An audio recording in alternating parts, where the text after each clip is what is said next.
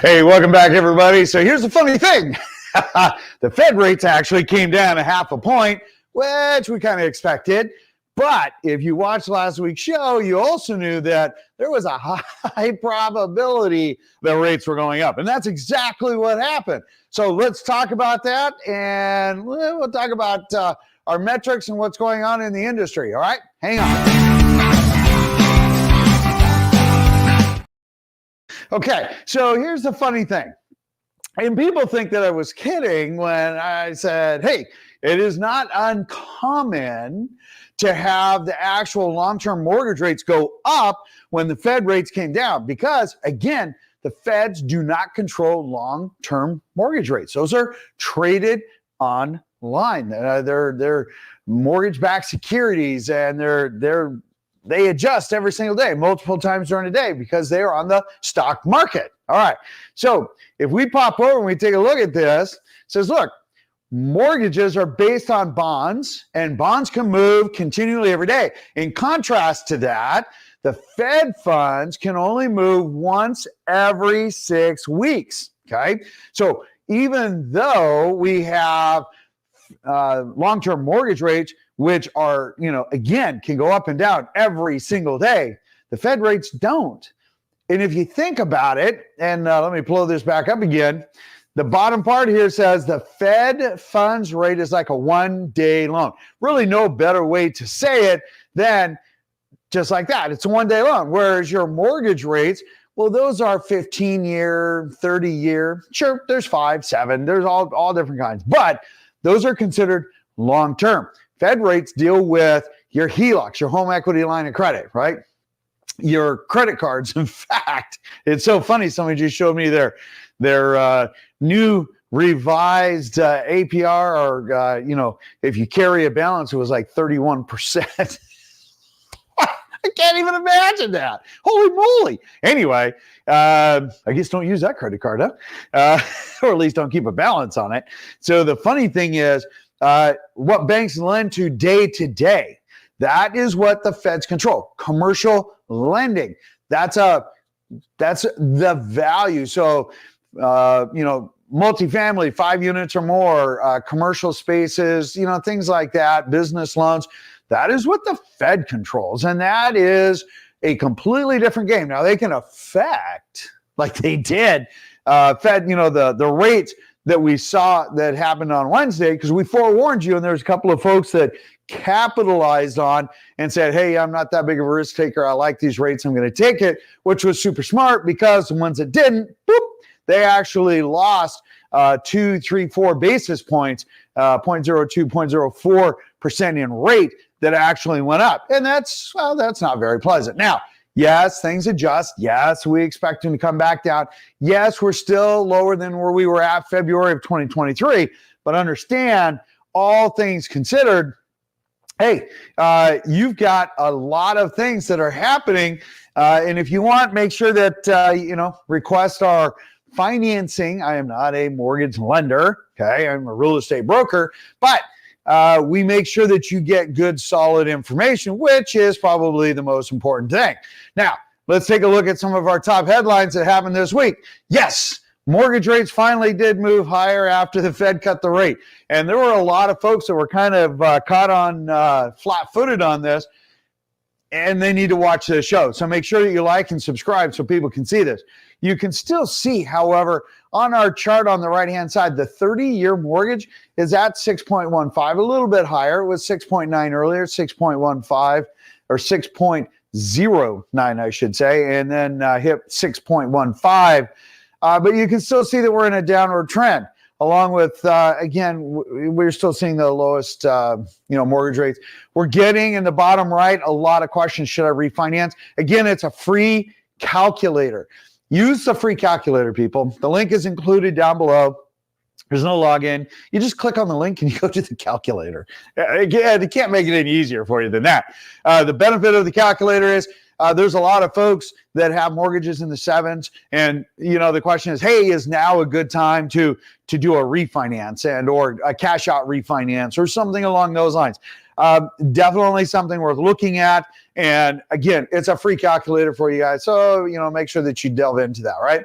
Okay. Now, if we take a look at other mortgage trends, let's take a look at Freddie here. So Freddie is a running, basically they update every Wednesday. So it's super helpful for us, but you can see that we have, on the left-hand side, that was basically, earlier this year, and you can see where we were spiking. And then, of course, came down the year before that. We were up into the 7s, which was about February. And then, of course, we, again, dropped back down again. So as we are taking a look at rates, okay, how does that translate into what's going on in our market?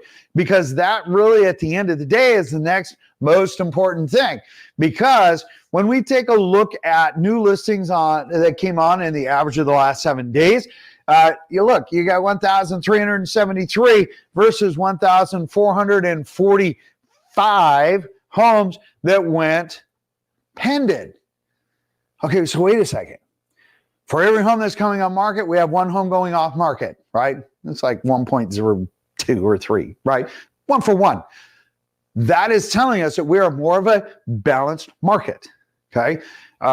We're at about 2.3 months of inventory, and that bubbles around between 2.3, depending if it's a Friday or not. Friday is a big list date. So are we still seeing a very healthy, balanced market? Yes. Are the interest rates enough that the absolute pent-up demand for buyers is there? No. However, seasonally normal, if we mirror like what we did last year, which we are very much in that direction for rates, then we're going to see a little bit more activity starting up, not this weekend, but the next weekend, as people have acclimated and taking their last bit vacations. Kids are back in school. College students are back in school. All of the life kind of changes coming to an end as people prepare for the upcoming colder months. And we see a big surge. I shouldn't say big, but we see a surge between now and about the middle of December. Expect it. If rates come down and actually bunk into the 5s, which I think they will hit the high 5s, in and out in Q4, more out than in. I think we're going to stay closer to the low 6s. I think that, we're going to see some more buyers coming in. We're still seeing a very nice activity. We're still maintaining our inventory. All right. So if we pop over and we take a look at this, if again, you like super awesome information that is free and accurate and consistent every single week, subscribe, like, ring that little bell for us, and just tell people that you like what you see. All right, so let's stop over and take a look at what is happening year over year and year to date in pricing, okay? You might say, George, what the heck does that mean? All right, super simple. If we take a look at the top line, when we take a look at our year to date, you can see that our top line, the average list price is $1,029,000. And last year was about $1,045,000, so we're down, it says 1.5%. Pretty small. However, the bottom line is where the tire hit the pavement, and that's where we have basically the same. Last year we were at $776,000. This year we're at $846,000. Month over month, again the same, $835,000, a little bit less than what we were at. As far as numbers, as far as year to date, but not by much. Pretty much what we look for there is just that constant trend. Now, understand, this is all of Washington State, okay? And when we take a look at that, though, it gives us a solid metric each and every week to say, hey, what's going on? What are interest rates doing? What is volume doing that's coming on? What is volume that is going off? And what are our sold prices? And what are we seeing there? And we're seeing a very balance in our numbers. We're not seeing crazy prices going up, although we are number 3 as far as a sweet spot for relocation in our area nationwide. And when we take a look at actual pricing, we're seeing a lot of stability. We're not seeing some of the price reductions that they're seeing in Florida or Texas and Arizona, and which I don't even think Arizona is seeing that much of a reduction. Some of my friends down there that I do business with, they're saying things are going crazy still. Interesting. Anyway, moving on. So if we take a look at the actual, let's blow this up here. So we take a look at our actual volume, okay? And let's go one bit bigger here. When we take a look at the year-to-date sales are up 1.3% year over year, meaning we have sold more homes this year than last year, which is excellent. A lot of that's due to rate. And then, of course, pendants are up almost 3%. And that's a big deal. And the reason is that we're starting again we're continuing to see that pattern. Why? Because rates have normalized where they should be. Buyers are acknowledging the fact that, hey, this is going to be pretty normal. They're a little bit lower than where norm is. They should be closer to, the 6.75 to 7, my humble opinion, as to what we've seen more of a balance. However, we're still seeing some really good numbers. And so even when we take a look at it month over month, look, this month over, for the month of September over last year, oh my gosh, we're up almost 26%. That's a pretty healthy number, all things considered, even though our numbers are relatively small, and even the pendants are up, which is actually a really good thing, and including solds, I should say, are up. It is a good thing because, again, it shows that consistency that our market is doing quite well, and we are quite healthy. We are not swaying either one. So if we have this chart, right, this is absolute seller market, absolute buyer market, we're probably here maybe a little bit more seller than buyer, just a tad, not much. Anyway, there's pros and cons on the homes we've been negotiating. Neither the seller nor the buyer have had any significant leverage either way, which is actually very helpful on both sides. So just keep that in mind. All right. So let's pop over. Let's talk a little bit about, yes, you guessed it, new construction. Now, this week, surprising enough, we actually have seen some really good numbers come out of our new construction, right? And we've seen an improvement, basically month over month. Even though we're down about $12,000 last week, the average sold price was $914,000, and the average sold price this week is $902,000, or about a $12,000 swing.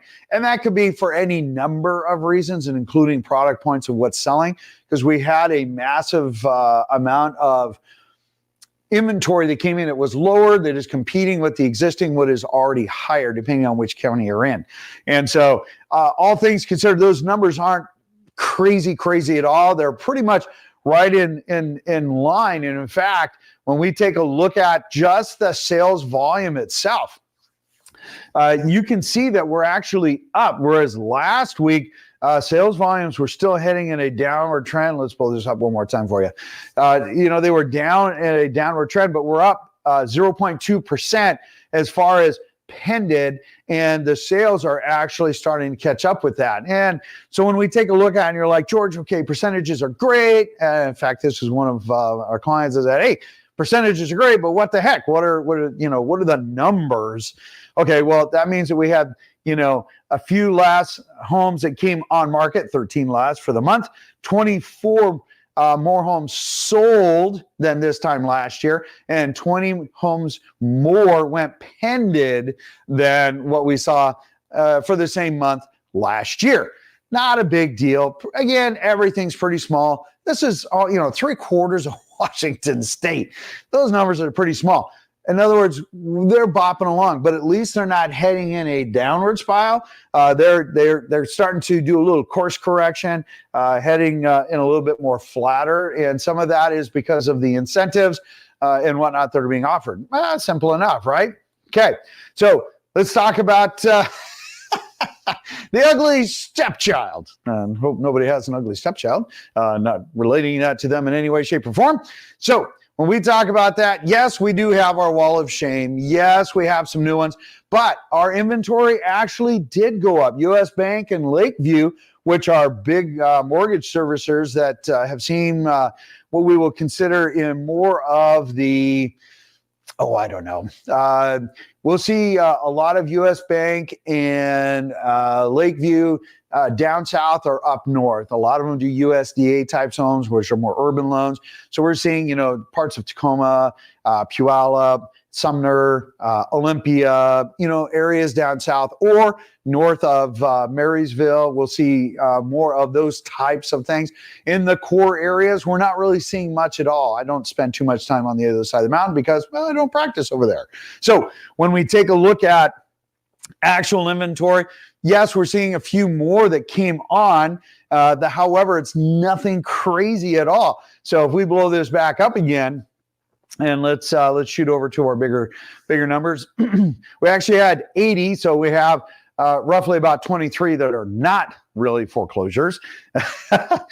Whatever. And then, of course, as you can see, our numbers actually, as far as the same month year over year, our numbers are down for solds and up for pended. But our inventory has creeped up just a tiny, tiny little bit. Nothing to be crazy about, nothing that we're even worried about. Not unexpected this time of year seasonally, because we do start to see some of those roll through.